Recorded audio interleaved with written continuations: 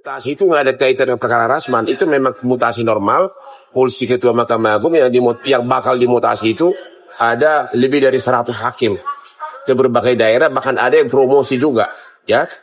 Ya mungkin ya si Rasman mengetahui itu dan mungkin dia berharap, ya, kalau nanti ketua majelis yang baru, ya, mungkin dia berharap ya bakal menguntungkan dari segi putusan, karena ketua majelis yang baru kan tidak tahu substansi perkaranya, karena pemeriksaan saksi segala macam bukti-bukti kan ketua majelis yang baru di bulan Juli kan tidak ikut.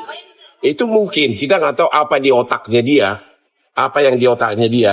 tapi ya orang bisa menduga-duga lah, ya, karena tanggal 6 dia tiba-tiba, sebelumnya dia berapi-api, sebelum tanggal 6 dia berapi-api sebagai jubirnya salah satu ormas, dia di mana dia begitu sehat walafiat, tahu-tahu sidang tanggal 6, ya kan, dia sakit. Demikian juga tanggal 15 Mei juga sakit. Nah, kemudian tanggal 22 ya sidang, tiba-tiba baru satu ahli diperiksa, tiba-tiba dia mengaku sakit lagi. Padahal tanggal 20 sebelumnya dia bikin konferensi pers kan? Tanggal 21 Mei dia konferensi pers. Ya berapi-api dengan semangatnya gitu lah. Tapi tanggal 22 besoknya pada saat disidang dia bilang sakit. Jadi Anda tebak sendiri apa, ya? Anda silakan simpulkan sendiri kira-kira strategi apa yang akan ditempuh, ya. Kita hanya menduga-duga, yang tahu hanya dia dan Tuhan yang tahu, tapi hakim juga tahu apa, hakim dan jaksa tahu apa yang diisi otak dia, ya. Yang kedua, waktu sidang tanggal 22 itu, tanggal 22 Mei, jaksa sudah siap-siap udah bawa dokter. Itu dokter resmi dari yang dituju oleh kejaksaan, dokter dari kejaksaan. Dokternya sudah menyatakan bahwa dia sehat, ya. Orang dia selama sidang berapi-api dengan semangat, nggak ada bedanya dengan sidang sebelumnya. Tiba-tiba dia ngotot terus, dia mengatakan dia sakit. Ya, akhirnya hakimnya cukup netral. Oke, buktikan kau sakit. Cuma kan menurut prosedur pengadilan kan yang berhak memeriksa itu kan harus rumah sakit pemerintah. Nggak bisa misalnya klinik-klinik kecil atau apapun swasta. Makanya dokter menyatakan, memerintahkan kepada jaksa untuk membawa ke rumah sakit pemerintah. Tentu untuk membawa ke sana, jaksa juga harus bertindak sesuai dengan prosedur formal, yaitu harus membawa ambulans yang adalah ambulans dari rumah sakit pemerintah. Nggak boleh dari klinik-klinik mana gitu loh. Jadi itu jaksa telah bekerja dengan baik, melaksanakan sesuai dengan prosedur aturan yang berlaku, yaitu agar dia diperiksa resmi oleh dokter dari rumah sakit pemerintah dan ambulans oleh pemerintah. Cuma kan dia ngotot pakai mobil pribadi. Terus dia juga teriak-teriak, kita kemana? Jadi begitu sidang ditunda tanggal 22, dia sehat walafiat banget gitu kok. Jadi Anda lah yang menilai arah kemana dia, ya. Bang, ada indikasi mengulur waktu sampai si majelis hakim ini? Ya Anda simpulkan sendiri, Anda udah tahu lah, simpulkan sendiri. Yang Anda jaksa juga udah tahu, hakim juga udah tahu. Emang mereka itu kan orang-orang pintar semuanya, ya. Udah tahu lah, ya.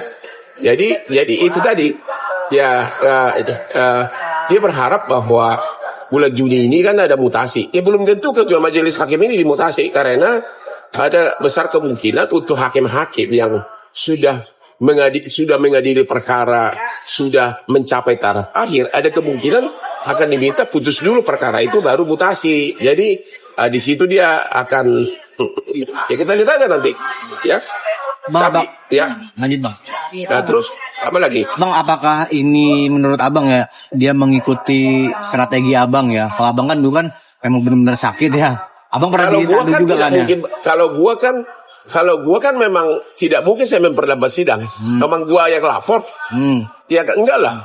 Kalau gua kan benar-benar pakai pesawat jet pribadi bawa ke Singapura, bayar besar-besaran, di ronsen habis 3 malam. Saya waktu itu 3 malam mau name di rumah sakit di Kelapa Gading. Tensinya sudah 90/40. gara-gara ada infeksi, kemudian dibawa pagi-pagi naik pesawat ke Singapura dan sudah sembuh. Itu dan nggak mungkin ada kaitannya dengan memperlambat sidang. Orang gua pengen cepat-cepat dia divonis. Bang, Ya. kan jadi kayak kebalik ya Bang. Dulu abang sakit disindir, diledek-ledekin. Sekarang gantian nih. Sakit. Kalau aku kan sakitnya orang kaya. Kalau yang itu sakitnya beda bang. Gimana ada vertigo sampai berbulan sampai tanggal 6 tanggal 15 sekarang tanggal 22 berapa hari tuh? Udah hampir 2 minggu. 3 minggu lebih ya.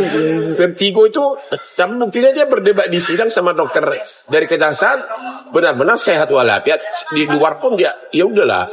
Jadi dia tidak sadar bahwa itu akan semakin masyarakat tahu tentang siapa dia gitu loh. Itu akan semakin menghambat dia punya karir. Kalau dia memang jantan konsekuen, ya udah hadapin aja sidangnya. Selesai kan? Ekspresi abang ketika melihat Rasman dibawa ke ambulan apa Bang? Ketawa saya. Jadi kemana kita? Ke rumah sakit mobil apa? Dia tinggal itu yang di sampingnya itu kan yang dia kan mau naik mobil pribadi, tapi kan dia tinggal yang warna hitam itu semua bajunya itu kan dari tim kejaksaan. Itu yang tidak boleh, harus mobil. Terus sudah dikasih mobil ambulans, saya mau duduk di depan. Mana ada orang sakit tidak duduk di depan. Bang, berarti abang juga khawatir bang ya terkait mutasi hakim ini akan Saya hanya bisa mengatakan Anda bisa menduga. Ya, Anda bisa menduga karena kebetulan ketua majelis hakim yang sekarang itu adalah hakim yang dia dulu bentak-bentak waktu tanggal berapa itu? Tanggal sidang pertama bulan Februari dulu, yang waktu sidang pertama saya datang. Kalau nggak salah sekitar tanggal 6 Februari itu. Di mana saya hadir sebagai saksi pelapor. Itu kan yang dia ngomong sama koruptor katanya. Tapi dia tidak tahu bahwa tindakan dia yang teriak-teriak menunjuk hakim koruptor itu melukai seluruh hakim. Melukai seluruh hakim. Jadi kalaupun nanti ada hakim yang baru, belum tentu akan memberikan putusan yang menguntungkan dia. Kan yang dilihat kan substansi perkara gitu. Tapi bagi saya orang kan nanya kenapa belum ditahan? Yang berperkara kan bukan aku. Yang berperkara itu kan jaksa atas nama negara. Saya kan hanya melaporkan. Bagi saya dengan dia dibekukan izinnya, itu sudah hukuman terberat. Itu sudah klien mana yang mau datang lagi? Ya, coba itu hukuman terberat. Aku sudah cukup puas itu aja. Ya, tapi tetap proses itu berjalan terus gitu. Terus jadi makanya udah deh, jangan lagi senggol-senggol saya karena apa? Terlalu beda. Kamu masih bocah kecil di padang sidin. Buat aku udah dokter hukum, sudah praktek di Australia dengan kantor pengacara internasional. Jadi nggak ada gunanya untuk menyaingin, orang ketawain. Pokoknya kalau kau dibanding saya, bahasa Inggrisnya kalau kau ngerti ya Rasman, you are nothing gitu loh. Bang, apabila memang Bang Rasman memang sakit beneran bang, gimana bang? Soalnya waktu abang sakit, dia masih ada sedikit respect buat abang nih, cepet sembuh buat abang Hotman. Dia nggak respect, itu meledek dia mah. Oh, itu bukan respect ya bang. Malah dia bilang beberapa kali udah sakit-sakitan gitu. Kalau saya kan sakit benaran, ya. Intinya lemas begitu ngap. Kalau saya kan karena memang saya pelapor, pada mungkin saya udah lurus sidang. Benar-benar gue lemas waktu itu. Ternyata ada kuman masuk ke lever sehingga infeksi darah. Itu doang, dan sampai sewa ratusan juta private jet ke Singapura, ya mungkin ya yakin saya Rasman nggak mungkin sewa private jet. Nggak mampu apa gimana bang? Nggak mampu apa gimana? Ya paling dia mungkin kalau ini paling naik angkot atau apa. Bang, ada strategi khusus lagi nggak sih bang untuk kedepannya nih bang? Mempercepat gitu ya. supaya ini selesai gitu loh Bang. Itu semua tergantung di tangan jaksa dan hakim. Aku nggak bisa mencampuri, tapi semakin diundur-undur begini, jangan walaupun majelisnya nanti ganti, jangan belum tentu akan menguntungkan dia gitu loh.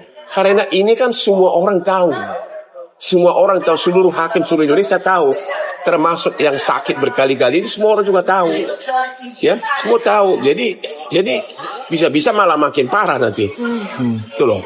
Bang, sempat Rasman kemarin bilang ke media katanya abang hitam gitu. Apa? Abang hitam katanya kata Rasman. Iya. Apa? Disebut hitam kumal. Disebut hitam kumal sama Rasman. Hitam kumal gitu. Emang hitam ganteng. Ya, saya banyak hitam karena saya memang sering waktu itu kan belum pakai skincare. Jadi sering karena uangnya kebanyakan, jadi sering bersantai, berpesta-pesta di pantai Bali, gitu loh. Jadi ya itu sama dengan orang-orang bule kan berusaha hitam kumal kan, bukannya hitam kumal, itu hitam orang kaya. Tanning ya bang, tanning ya. Tanning. Ya, apa? Tanning. Ya, bukan, karena saya waktu itu kan belum terbiasa pakai skincare. Sementara hampir tiap bulan kita dansa di Bali, walaupun waktu itu kita belum punya klub. Saya ke Bali itu saya kan udah sukses jadi pengacara sejak 20 tahun lalu. Dari dulu, apalagi waktu sama mulanya biasa saja. Iya, sama artis cantik itu hampir tiap bulan kita ke Bali. Iya kok. Jadi memang di Bali itu kan memang panas. Jadi saya itu hitam karena kebanyakan uang. Dihambur-hamburkan di Bali waktu itu karena terlalu sukses, ya. Ya, gitu loh. Berarti nggak tersinggung bang dikatain hitam. Hitam itu kan ada yang ganteng. Coba sekarang situ makin hitam. Siapa artis Hollywood yang naik apa? Dia tidak pakai stuntman. Siapa tuh? Terus dia makin hitam sekarang. Gara-gara dia 6 kali dia disekap matahari untuk terjun naik motor dari pesawat. Ya, orang-orang bule di Bali sana malah berlomba hitam. Ya. Karena malah waktu itu untuk orang bule, waktu itu saya sampai dekat sama cewek bule gara-gara dianggap ganteng. Oke, bang, kan sekalian jelaskan kalau Iklimah sendiri seperti apa bang? Kalau Iklimah udah jelas jerak. Dia mengatakan bahwa saya sebenarnya tidak tahu semua itu dalam berbagai infotainment pun dia bilang itu semua diatur skenario oleh Rasman waktu konferensi pers dulu. Saya nggak pernah menfitnah Hotman gitu. Dia sudah jelas-jelas menyerah. Saya tidak pernah menyuruh dia untuk mengatakan Hotman itu kelainan seks. Saya tidak pernah menyuruh si Rasman untuk mengatakan bahwa Hotman, kan dia bilang salah satu kan Hotman melampiaskan birahi dengan seluruh aspri. Iya kan? Makanya itu semua dari dia katanya. Karena waktu itu kan motif utama kan dia dendam sama aku gara-gara dia dipecat sama Richard Lee. Sesudah dia dipecat, nggak lama sesudah itu Richard Lee posting sama saya tentang marketing skincare karena aku diajak pegang saham. Itu murni bisnis. Saya tidak pernah jadi pengacara Richard Lee. Dikiranya aku ambil alih kliennya. Klien gua kan yang konglomerat. Aduh, ngapain lah kliennya si Rasman saya ribut. Kliennya dia kan kelasnya si Fadel. Tapi kan sebagai terdakwa juga kan bang. Iklimah kan sebagai terdakwa juga. Sebagai terdakwa Iklimah. Ya, makanya nanti hakim akan melihat apakah memang dia ikut berperan. Ya. Karena ada suatu kejadian waktu si Rasman itu ngomong-ngomong itu, dia ada berdiri di sampingnya waktu konferensi pers. Ya, pertanyaannya adalah, ya kenapa lu diam aja? Kalau memang kamu tidak setuju, kenapa kau nggak protes gitu loh? Itu indikasinya dia terlibat nggak sih bang? Kenapa? Iklimah. Kalau menurut abang? Ya memang dari awal karena saya mengadukan dia lah, makanya saya menganggap dia juga ikut sebagai pelaku, makanya saya adukan. Karena saya tidak pernah merasa melakukan apapun sama dia. Saya nggak pernah. Dia bisa kena juga emang kena penjara bisa. Kalau melihat itu ada kemungkinan karena dia berdiri di samping pada saat itu. Itu loh. Tapi mungkin juga dia hanya curhat tapi kata-kata itu bukan dari dia gitu, bisa juga begitu. Oleh ini si botak ini diramu dibikin jadi hiperbola lah. Ya apa? Dihiperbolain. Ya, banyak diramu menjadi kata-kata yang sangat sadis dan dia diam aja. Itu loh. Misalnya kata-kata Hotman kelainan seks katanya. Siapa bilang gua kelainan seks? Malah terlalu torture gua loh. Oke. Belum. Berarti abang berharap bulan ini putusan apa gimana bang? Saya kira belum, karena dia pasti akan cari taktik lain. Misalnya pembelaan dia lambatin lagi. Masih panjang. Ya. Masih panjang menurut abang ini. Ya, jadi kita berharap Ketua Mahkamah Agung mengumumkan bahwa khusus untuk perkara Rasman ini hakimnya tidak akan dimutasi sampai putusan selesai. Ya, kalau itu ada baru dia kena batunya dia. Oh iya. Atau juga logikanya semua, bukan hanya Rasmani, semua hakim yang akan dimutasi, kalau dia sedang menangani perkara yang sudah menjelang putusan, ya harus sebaiknya dimutasi sesudah putusan. Karena dia kan, kalau hakim yang baru kan, dia kan tidak ikut selama proses persidangan, tidak melihat bukti-bukti, tidak juga mendengarkan keterangan saksi gitu loh. Jadi lebih bijaksana kalau pimpinan Mahkamah Agung mengeluarkan polisi baru bahwa dari ratusan hakim yang akan dimutasi ini, bahwa khusus untuk yang perkaranya hampir putus, bukan hanya kasus Rasman, tapi kasus manapun yang sudah mencapai putusan akhir, ya sebaiknya memang putus dulu baru dimutasi itu. Ya, itu logikanya, karena akan sangat merugikan pencari keadilan, pelapor atau penggugat dalam perkara perdata.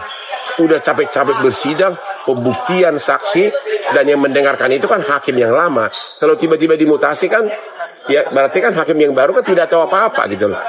Dan banyak orang yang pesimis bakal menang, makanya berharap agar mutasi dulu, hakim ini baru putus gitu loh. Kira-kira begitu. Oke. Bang, soal RK dong bang. Apaan sih lo? Kan udah masuk sidang. Udah masuk sidang.